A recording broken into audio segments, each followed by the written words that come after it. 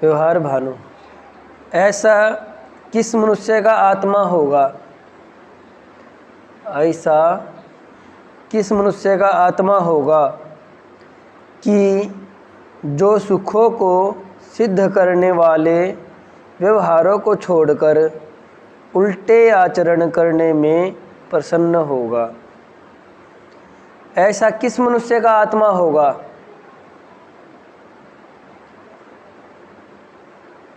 देखो, कोई व्यक्ति है और वो किसी के पास गया, उसको अपना कोई सामान बेचना था। वो पास जाता है तो वो सामान की कुछ विशेषताएं बताएगा कि सामान में ये अच्छी बातें हैं, ये बुरी बातें हैं, या बुरी तो बताएगा नहीं, वो बड़ा चढ़ा करके कहेगा। अब एक तो सत्य बात है, वो जो वस्तु बेच रहा है उसके बारे में सत्य बात उसको पता है, लेकिन वाणी से वो कुछ उसको बड़ा चढ़ा कह रहा है, लेकिन सत्य है वो कुछ और है। वो जो सत्य है क्या उसको पता नहीं है? वो कहाँ पता उसको? अपने अंदर उसकी जो आत्मा है वो तो सत्य जानती है या नहीं जानती है? जानती है कि जितना वो बता रहा है उतना वो नहीं है, लेकिन वो ये भी जानता है अंदर से कि मैं इसको, मुझे बेचना है, मुझे उससे पैसे कमाने हैं। उसको उसकी भलाई से कोई लेना देना नहीं है, उसको उससे क्या करना है? कमाई करनी है, बस पैसे निकालने हैं। तो ये सारी बातें वो कैसे जान रहा है? अंदर आत्मा से। आत्मा वाणी से तो कुछ और कह रहा है, वाणी से तो ये भी कह रहा होगा तुम्हारे ये भले की चीज़ है, काम आएगी, ऐसे ऐसे काम आएगी, सारी बातें बताएगा। लेकिन अंदर क्या है? अंदर उसको पता है, अंदर जो है वो कुछ और पता है। तो ये जो अंदर कौन जान रहा है, कैसे पता उसको? वो जो अंदर आत्मा है, आत्मा जानती है ये बात। ये बात कौन जानता? अंदर से आत्मा जानती है। तो उस धन से अंदर अंदर वो क्या चाह रहा है? उससे सुख चाह रहा है। दूसरे भले करने में सुख ढूंढता नहीं है, और वो अंदर सुख चाह रहा है। तो वो भी एक सुख है उसके पास। धन आया, उससे वो लूट लिया उसने किसी को, और धन आ गया और धन से अपने कार्य कर रहा है, तो वो भी तो उसको सुख मिला। और भला करता वो भी एक सुख है। तो दो तरह के सुख हो गए, दो तरह के सुख हो गए ना। तो अब दो तरह के सुख हो गए, एक होता है मनमाने सुख और एक होता है वास्तविक सुख। मनमाना जो सुख होता है वो अल्पकालिक होता है, झूठा सुख होता है। ऐसे ही मनमाना दुख भी होता है और एक वास्तविक दुख होता है। ये समझने की बात है। अब उसकी समझ उस स्तर की नहीं है कि वो समझ पाए कि ये तो झूठा सुख है या झूठा दुख है, और ये सच्चा सुख है या सच्चा दुख है। कैसे? मान लो दो बच्चे हैं, मान लो दो बच्चे हैं, उनको ये कह दिया जाए कि उनका जन्म दिवस आएगा। उनका यही मान लो कि किसी एक तारीख में जन्म दिवस है, और उनमें से एक बच्चे को ये कह दिया जाए कि तुम्हें तुम्हारे जन्म दिवस पर साइकिल मिलेगी या अन्य कोई वस्तु मिलेगी, विशेष वस्तु कह दी जाएगी, ये वस्तु तुम्हें उस दिन मिलेगी। जिस दिन जन्म दिवस आया उन दोनों का, जिस बच्चे को, एक बच्चे को तो कहा गया था कि साइकिल मिलेगी, एक को कुछ नहीं कहा गया। जिस दिन जन्म दिवस आया तो उनको वो साइकिल मिले नहीं, किसी को भी, दोनों को नहीं मिले। दुख किसको होगा? जिसको ये कहा गया था कि साइकिल मिलेगी, और जिसको ये नहीं कहा गया कि साइकिल नहीं मिलेगी उसको दुख नहीं होगा। मिली दोनों को नहीं है, लेकिन दुख एक को है। अपेक्षा कर ली उसने, आशा कर ली साइकिल मिलेगी, मन में ये साइकिल का बार बार विचार आया होगा, साइकिल चलाऊंगा, ये उसने साइकिल मिलेगी, उसके साथ ये करूँगा। वो विचार मन में जो चला हुआ था, मन के अनुरूप कार्य हुआ नहीं, तो वहाँ से एक दुख पैदा हो गया, झूठा दुख पैदा हो गया। अगर ये सच्चा दुख होता तो दोनों को होता। अब दोनों को मान लो एक दिन साइकिल मिल गई और दोनों साइकिल सीख रहे हैं, साइकिल से गिर गए, उनको पता भी था साइकिल से गिर सकते या ना भी पता था, लेकिन गिरने पर चोट लगी तो चोट दोनों को लगी। वो चला रहा था तो उसको भी लगी, इसने चला के देखी सीख रहा था इसको भी लगी। वहाँ दुख एक को गया दोनों को होगा? चाहे उनको पता था मैं गिरूंगा चाहे नहीं पता था। एक को ये कहा जाए कि तू साइकिल से गिरेगा चोट लगेगी, एक को कह दिया गया उसको कुछ नहीं कहा गया, उसको नहीं पता था मैं गिरूंगा, और दोनों गिरे और चोट लगी तो दुख एक को गया दोनों को? दोनों को। वो मन का दुख नहीं था, मन का माना दुख नहीं था, वो वास्तविक दुख था। वो जो चोट लगी वो वास्तविक दुख था। ये तो वास्तविक दुख है पर एक मन से मान रहे हैं, ये मन का दुख है। जैसे यहाँ कुछ है जिना घर की मन, एक का तो घर पे जाने मन करे एक का ना करे, वो जो दुख पैदा हो रहा है दोनों यहाँ हैं, दोनों को समान, यहाँ पर समान वस्त्र, समान भोजन, समान सारी उनको व्यवस्थाएं सारी समान रूप से उनको मिल रही है, उन सब के लिए समान व्यवस्थाएं है यहाँ पर। और फिर एक को दुख है एक को नहीं है, तो है उसका जो जिसको उसका मन माना ही दुख होगा। उसका मन वहाँ कर रहा है, मन से कुछ आशा कर रहा है कि ऐसे वहाँ घर जाऊँगा, वहाँ की अपनी कुछ सुविधाएँ होंगी, देर से उठना होगा, यहाँ देर से नहीं उठने देते, यहाँ दिनचर्या पालन करना है, वहाँ दिनचर्या नहीं होगी, जो भी कारण है। लेकिन वहाँ क्या है, वो मन में आ रहे हैं वहाँ जाने का और वो दुख पैदा कर रहा है। ठीक है, तो ये दुख है। ऐसे ही सुख होते मनमाने, कुछ अल्पकालिक होते हैं। अब कोई चीनी खाने में, मीठा खाने में सुख ढूंढे और उसको बीमारी हो जाए उससे, और फिर भी वो सुख को चाह रहा है, हो तो रही बीमारी लेकिन उस सुख को चाह रहा है, उसका मन माना सुख है, उसको उस मीठे से जुड़ा हो गया, उसका मन उस मीठे से जुड़ा हुआ, मीठे खाने से, और पैदा उसमें वो सुख ढूंढ रहा है, उस मिठास को वो महसूस करना चाह रहा है, मिठास को, मिठास।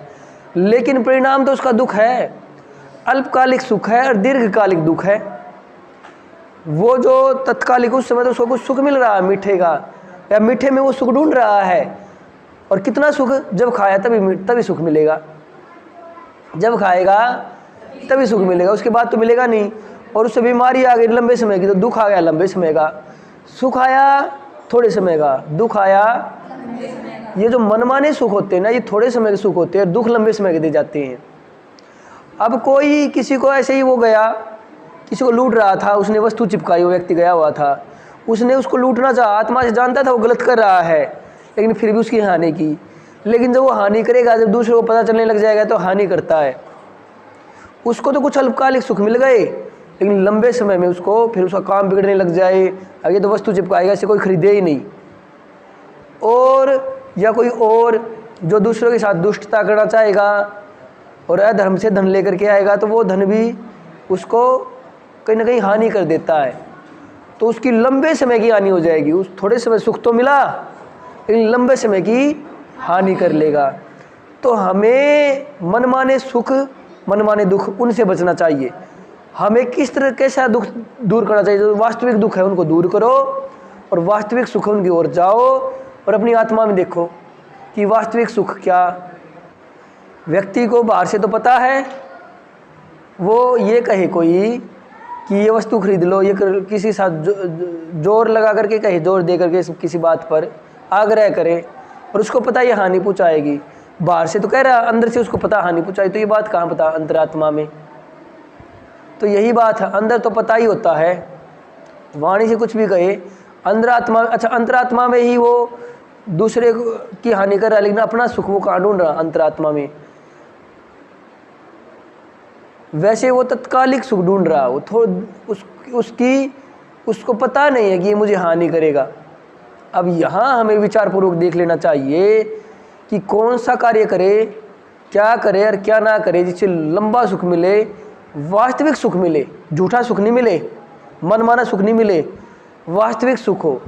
वास्तविक सुख क्या होता है? जिससे किसी का लाभ हो, सबका लाभ हो, ऐसे सुख होते हैं वास्तविक सुख होते हैं। हमने एक तो वो कार्य किया जिससे किसी की हानि पहुँचाई, उसने बहुत कुछ बोला और अपनी वस्तु चिपका दी। एक हम हवन में मंत्र बोलते हैं, हवन में कार्य भी करते हैं, शरीर से क्रियाएं भी करते हैं, और उससे सबको लाभ पहुँचता है, वायु की शुद्धि होती है। आज वायु की अशुद्धि के कारण कितनी बीमारियां फैल रही हैं। अगर बहुत मात्रा में हवन होने लग जाए तो उससे शुद्धि होगी, और शुद्धि होगी तो सबकी सांस ठीक हो जाएगी, अच्छी सांस आएगी, स्वस्थ होंगे, बीमारियां दूर होगी और कार्य करने में भी समर्थ होंगे, बुद्धि तेज चलेगी अच्छे से, पढ़ने में और भी तीव्रता से पढ़ पाएंगे, कार्य करने में और ज़्यादा सामर्थ्य होगा, तो सुख बढ़ा। तो ये कार्य, ये जो हवन है कैसा सुख देगा? वास्तविक सुख, वास्तविक सबको लाभ मिल रहा है, किसी का मनमाना सुख नहीं है, वास्तविक सुख है। ऐसे ही कोई पढ़ना चाह रहा है, अभाव में है, ऐसा है, उसको कोई वस्तु दी गई और उससे उसको लाभ मिला, उसने अपनी विद्या बढ़ाई, तो उसको ये जो सुख दिया गया, ऐसे ही किसको सुख देना क्या है? वास्तविक सुख है। इससे कोई हानि नहीं हो रही। कुछ सुख ऐसे होते हैं मनमाने, वो अल्पकालिक होते हैं, थोड़े समय के लिए सुख भी दे देंगे, लेकिन लंबे समय के लिए क्या देंगे? दुख देंगे। सुख तो सब चाहते हैं, ठीक है, आत्मा में अंतरात्मा में सब सुख चाहते हैं, लेकिन दुख कमा लेते हैं। तो ऐसा किस मनुष्य का आत्मा होगा? सुखों को सिद्ध करने वाले व्यवहार, सुखों को सिद्ध करने वाले कौन से व्यवहार हुए? वे व्यवहार जिनका फल, जिनका परिणाम, जिनके अंत में हमें क्या मिलेगा? सुख मिलेगा, जिनके करने से हमें सुख बढ़ेगा संसार में, जिन व्यवहारों करने से सुख बढ़ेगा, सुख मिलेगा। और उल्टे व्यवहार, उल्टे व्यवहार कैसे? जिनमें दुख बढ़े, सबको दुख पहुँचाएँ, ऐसे आचरण करने में प्रसन्न होगा। ये प्रश्न पूछा गया है, ये जो शैली है, ये जो बात कही गई है, प्रश्न पूछा गया है कि कोई व्यक्ति ऐसा भी होगा, कोई मनुष्य ऐसा भी होगा। अच्छा, मनुष्य किसको कहेंगे? आर्योदय से रत्नमाला निकालना। जो विचार के बिना किसी कार्य को ना करे। मनुष्य शरीर है और इसमें आत्मा आ गई। मनुष्य का आत्मा पशु के शरीर में भी है, आत्मा इस शरीर में भी है, लेकिन इस शरीर की अपनी विशेषताएं हैं, उस पशु के शरीर की अपनी कुछ है। जैसे गाय है, गाय के शरीर में भोजन डाला तो शरीर ऐसा बना गया, उससे दूध निकलेगा, उसका दूध बनेगा, दूध रूपी रस निकलेगा। और मकड़ी है, वो भी कुछ खा रही, लेकिन उसके शरीर से क्या निकलेगा? जाला निकलेगा। रेशम का कीड़ा, उसके शरीर में भोजन जा रहा है, लेकिन उससे क्या निकलेगा? रेशम निकलेगा। तो विभिन्न प्रकार के शरीर, उनके आहार, उनसे कार्य परमात्मा ने बनाए। तो हम मनुष्य, हमें शरीर दिया, एक विशेष शरीर दिया, तो आत्मा उसमें भी है, आत्मा इसमें भी, लेकिन उसके कार्य अलग, उस शरीर के इसके कार्य अलग है। लेकिन हमारे पास अन्य जीवों से एक विशेष बात है कि हम विचार से कार्य कर सकते हैं। अगर यदि हम विचार से कार्य करें तो हम मनुष्य हैं, और विचार से कार्य ही ना करें तो पशु जैसे हैं। जैसे एक पशु को खुला छोड़ दिया जाए तो मनमर्जी से जाएगा, उसके पास इतना विचार नहीं, कुछ स्वाभाविक ज्ञान तो अल्प मात्रा में, पर विचार नहीं है कि यहाँ से जाऊँगा तो हानि होगी, यहाँ से जाऊँगा तो मुझे लाभ मिलेगा, ये रास्ता अच्छा है, ये बुरा है, इस रास्ते में कीचड़ है, ये रास्ता साफ है। ऐसा विचार कोई पशु नहीं कर सकता। जिस रास्ते से जाने की उसकी आदत है, उससे ले जाया जाता है, वो उससे जाने लग जाएगा, पर ये नहीं करता कि इससे ना जाऊँ तो, या इससे चला जाऊँ, इससे जाऊँगा तो वो अच्छा होगा या नहीं होगा। विचार पशु के पास नहीं होता, किसी पक्षी के पास नहीं होता, ये जो विचार है मनुष्य के पास होता। जो विचार से कार्य करते हुए मनुष्य, हम एक विचार करके कार्य करने की विशेष, हमें एक विशेष गुण दिया परमात्मा ने, अन्य जीवों को दिया नहीं, और उसका प्रयोग करेंगे तभी तो मनुष्य हैं। तो मनुष्य कौन है? जो विचार पूर्वक कार्य करे। एक बार एक ऐसा व्यक्ति था जो बड़ा परेशान था, जो बड़ा परेशान था। वो बेचारा गरीब था, असहाय था, कहीं उसको सहायता नहीं मिल रही थी। उसने क्या किया? उसने सोचा मैं क्या करूं। उसको पता चला जेल में फ्री में भोजन मिलता है, मुझे अच्छा खाना मिल जाएगा, क्या करूं। उसने देखा कि कोई ना कोई अपराध करना पड़ेगा, तब जाकर जेल में डालेंगे, ऐसी जेल में तो कोई डालेगा नहीं। तो उसने क्या किया? एक व्यक्ति के पास गया, उसकी आँख फोड़ दी बिना बताए। उसको कह दी तो मेरी रिपोर्ट दे करके आ। उसको दुख पहुँचाया, कहता है मेरी रिपोर्ट दे करके आया, मुझे जेल जाना है। बोला मैं तुम्हारी रिपोर्ट क्यों दे के आऊँगा? उसने उसकी आँख फोड़ दी। ले, वो सुख चाह रहा था, लेकिन अपना कुछ और दुख करवा लिया। सब सुख चाहते हैं, कार्य भी वो करेंगे, चाहे किसी का बुरा करे थे, हालांकि बुरा करने में अपना ही बुरा हो गया, लेकिन जो दूसरा बुरा कर रहा था अपने सुख के लिए कर रहा था। पर उसने ये नहीं सोचा कि दूसरा का बुरा करने में मुझे सुख नहीं, दुख मिल सकता है। अगर वो विचार से कार्य करे तो फिर वही कार्य करेगा कि जिससे उसको सुख मिले। और किससे सुख मिलेगा? जब दूसरे को सुख पहुँचाएगा। अगर वो दूसरे को दुख पहुँचा करके सुख चाहेगा तो फिर क्या मिलेगा? उसको दुख ही मिलेगा। तो क्या किसी मनुष्य के ऐसा आत्मा है जो सुखों को सिद्ध करने वाले व्यवहारों को छोड़ करके जिन व्यवहारों से सुख मिले उनको छोड़ दे? कोई मनुष्य ऐसा नहीं है जो सुखों को सिद्ध करने वाले या जो कार्य जिनका परिणाम सुख हो ऐसे कार्यों को छोड़ करके दुख हो जिनका परिणाम ऐसे कार्यों को करना चाहे। ऐसा तो कोई नहीं होगा। ये उत्तर बन गया। क्या फिर प्रश्न कर रहे हैं, यथा योग्य व्यवहार किए बिना किसी को सर्व सुख हो सकता है? यथा योग्य व्यवहार किए बिना, जैसे क्या उसका आँख फोड़ना यथा योग्य व्यवहार था सुख चाहने के लिए? मुझे सुख मिलेगा, वो मुझे जेल, मैं उसकी आँख फोड़ दूँ और वो मेरी वहाँ पर मेरे विरुद्ध वहाँ पर थाने में जाए और थाने वाले मुझे जेल में डाले। चाहा तो ये था, अपना सुख चाहा था कि परेशान था, कोई कार्य भी नहीं कर पा रहा था, कोई काम नहीं दे रहा था, वहाँ कुछ काम करवा ले लेकिन जेल में अच्छी रोटी मिलती। तो उसने क्या किया? वो जेल जाने के लिए दूसरे की हानि कर दी, आँख फोड़ दी। आँख फोड़ दी तो क्या वो सुख चाहने के लिए, जेल का भी सुख चाहने के लिए, वो रोटी चाहने के लिए, समय पर रोटी मिल जाए, वो किसी की आँख फोड़ना क्या यथा योग्य व्यवहार था? ठीक है। तो क्या यथा योग्य व्यवहार किए बिना किसी को सर्व सुख हो सकता है? सुख हो ही नहीं सकता, दुख हो जाएगा। यथा योग्य व्यवहार किए बिना सुख हो सकता? पूछ रहे हैं तो हम क्या कहेंगे? सुख नहीं हो सकता। अगर सुख चाहना है तो यथा योग्य व्यवहार करना पड़ेगा। तो वही व्यक्ति रेलवे स्टेशन पे या कैसी ऐसी जगह जाता और कोई व्यक्ति बैठे हैं और वहाँ से पानी भरे पीने का, उनको जाके पिलाने लग जाए, फिर भरे पिलाने लग जाए। कोई बीमार है या कोई थका हुआ आया हुआ, उसको पानी भरे तो कोई ना कोई उसका भला जरूर करने लग जाएगा। कोई उसको खाना दे देगा, कोई पैसे दे देगा अगले खाना खा ले, कोई ना कोई जरूर ऐसा भला करने लग जाएगा। लेकिन आँख फोड़ करके जेल में जाएगा तो कोई भला नहीं करेगा। तो यथा योग्य व्यवहार करेगा तो उससे सुख जरूर मिलेगा। यथा योग्य व्यवहार नहीं करेगा सुख नहीं मिलेगा। क्या मनुष्य, अब वो यथा योग्य व्यवहार जो है, जिस व्यक्ति ने आँख फोड़ दी उसको पता तो नहीं था, उसको पता कैसे चलेगा कि मुझे यथा योग्य व्यवहार करना और सुख बढ़े? पता कैसे चलेगा? तो वो बात आगे कह रहे हैं कि क्या कह रहे हैं, क्या मनुष्य अच्छी शिक्षा से, तो तीन बातें हुई। एक बात हुई उत्तम शिक्षा। उत्तम शिक्षा से क्या किया हमने? उत्तम व्यवहार, उत्तम आचरण, और उससे क्या मिला? सुख।